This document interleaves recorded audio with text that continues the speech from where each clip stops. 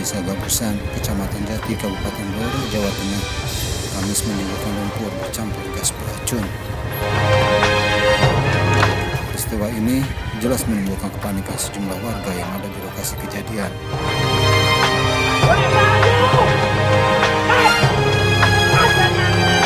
Tak hanya membuat panik warga, letusan lumpur dan gas beracun setinggi puluhan meter ini juga mengakibatkan 4 pengembala kerbau keracunan dan harus dilarikan ke rumah sakit.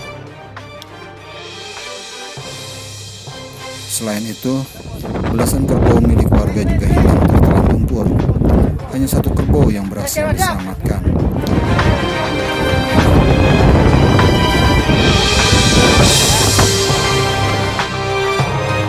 Semburan lumpur gas di kawah Oro-Oro Kesongo terjadi sebanyak 3 kali.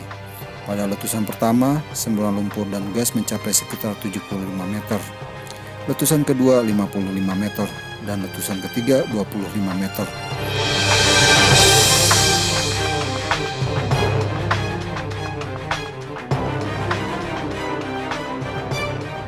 Fenomena meletusnya Oro-Oro Kesongo menyebar kisah legenda dan mitos di kawasan ini.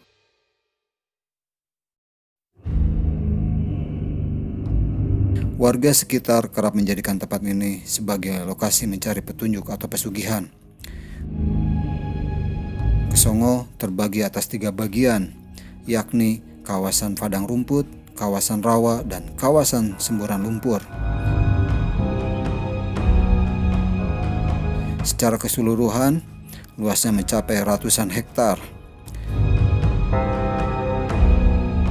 Ada legenda yang menyelimuti kawasan ini. Oro-Oro Kesongo dahulu merupakan tempat Aji Saka menghukum putranya yang bernama Jakalinglung. Disebutkan Aji Saka enggan mengakui Jakalinglung yang digambarkan berbentuk ular besar atau naga raksasa sebagai putranya. Aji Saka kemudian memberikan prasyarat kepada putranya itu untuk menumpas Bajwa Putih, siluman buaya putih yang menebar teror di pantai selatan, yang merupakan penjelmaan dari Prabu Dewata Cengkar, seorang raja kanibal yang telah dikalahkan Aji Saka.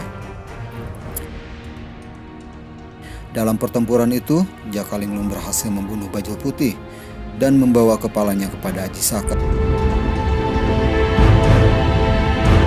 Namun, Aji Saka memberi prasyarat kedua bagi Jakalinglung agar diakui sebagai putranya.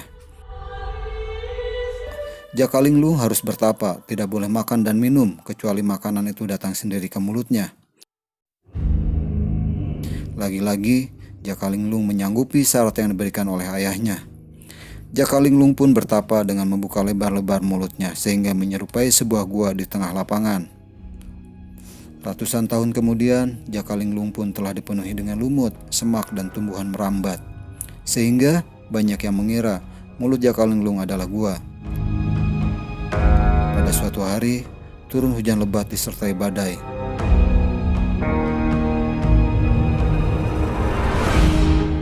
10 anak desa yang tengah mengembala kambing berusaha mencari tempat berteduh. Mereka melihat sebuah gua tidak jauh dari tempat mereka mengembala kambing. Karena salah satu dari 10 pengembala kambing berpenyakit kudis, kawan-kawan menolaknya untuk ikut berteduh. Dan berbarengan dengan masuknya 9 anak itu, Jakalinglung menutup mulutnya.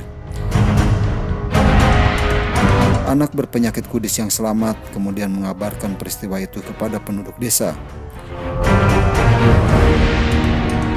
Sebagai peringatan atas peristiwa yang menimpa 9 pengembala, tempat ini pun diberi nama Kesongo. Kesongo disebut juga dengan istilah Pesongo yang merupakan singkatan dari APC Wong Songo atau nasib sial 9 pengembala kambing.